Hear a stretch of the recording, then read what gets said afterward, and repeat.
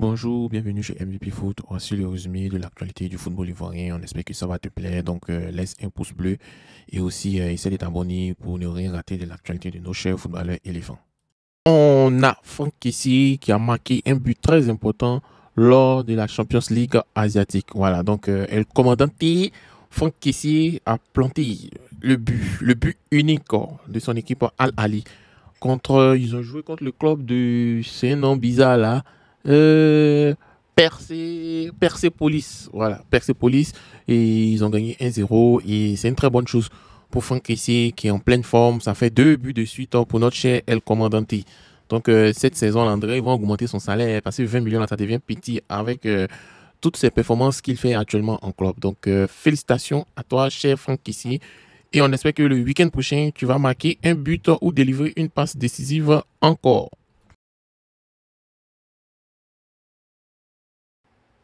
On a notre cher Emmanuel Agbadou qui fait preuve d'une remarquable puissance physique et d'une grande maîtrise dans le jeu de corps. Donc, il se distingue par sa rigueur face à l'adversaire, sa solidité dans les duels ainsi que son efficacité dans les confrontations en 1 contre 1.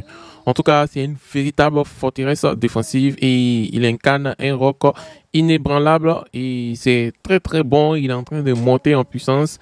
Un petit à petit, Emmanuel Agbadou devient l'une des pièces maîtresses de son équipe, le Stade des Reims aussi pour notre équipe nationale. Voilà, donc continue comme ça et puis continue de remercier ton Dieu qui te donne la force et le courage d'être un meilleur joueur. Donc félicitations à toi et très beau match et très belle victoire 2-1 contre le club de Nantes.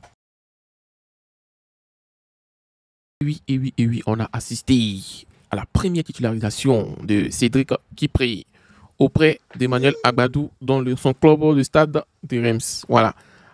Kipré a joué 90 minutes. Hein. Voilà. Il a délivré 99% de ses passes. Voilà. Donc, il a réussi 78 passes sur 79. Voilà. Et il a fait 2 dégagements, 2 tirs bloqués, une interception. Et il a taclé 2 fois, mais ils l'ont dribblé une fois. Voilà. Il a gagné 3 de ses 5 duels et il a perdu un ballon.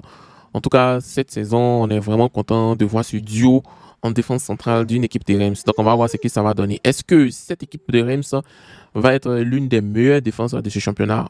On va regarder, on va voir avec Agbadou et Kipri. Pourquoi pas? Cela va se reproduire en sélection nationale. On ne sait jamais. Voilà, j'ai mis sur Facebook que Emmanuel Agbadou et ses Kipri peuvent être alignés à la paix de la défense. Qu'on aura fait une capture d'écran. Que d'ici quelques temps, on va voir. Les gens vont laver. Hein. Ils m'ont lavé parce qu'il y a les défenseurs de Indica. Ils disent que c'était Kipri, il est trop lent, qu'ils ont regardé son match, que voilà. Mais c'était sa première titularisation. Calmez-vous, on va voir. Voilà. Donc, c'est pour vous dire que en défense centrale, franchement, il y a des ressources. Il y a tellement de ressources. Il y a même Ousmane Diomandé sur le banc, s'il te plaît.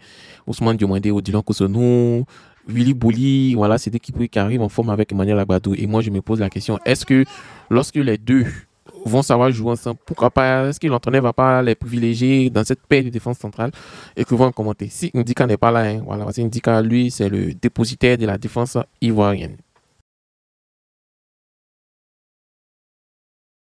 Bonne nouvelle. Voici notre cher latéral gauche, Hassan Kamara, qui a délivré une passe décisive. Pour ceux qui ne connaissent pas, Hassan Kamara, c'est un international ivoirien qui a participé à aucun précédente pas la CAN en Côte d'Ivoire et il était la doublure. Il était en concurrence rude et directe avec Ghislain Conan. Malheureusement, il a perdu sa place en sélection. On espère qu'il va revenir en très très bonne forme et il va venir concurrencer ce poste sur latéral gauche. En tout cas, actuellement, c'est au pyrrhic à la côte, mais on espère que Hassan va revenir à son meilleur niveau et puis va être appelé. De toutes les façons, félicitations à lui pour sa passe décisive. Il a contribué à la victoire de son équipe contre l'équipe de PAM. Voilà, donc ils ont gagné 3-2 contre l'équipe de PAM. Donc félicitations à toi et on espère que tes belles prestations vont se répéter au fil de la saison. Et oui, on voit notre cher légende capitaine Cyril Domoro avec la légende du football camerounais et l'ancien sélectionneur du football camerounais Rico Besson. C'était un match éliminatoire de la Coupe du Monde, hein, Coupe du Monde 2006, où on avait un match crucial à Abidjan entre le Cameroun. Malheureusement, on a eu cette histoire de Niawa, plongé à gauche, plongé à droite. On a perdu ce match. Et ça a marqué le début d'une rivalité très forte entre la Côte d'Ivoire et la belle famille. Voilà.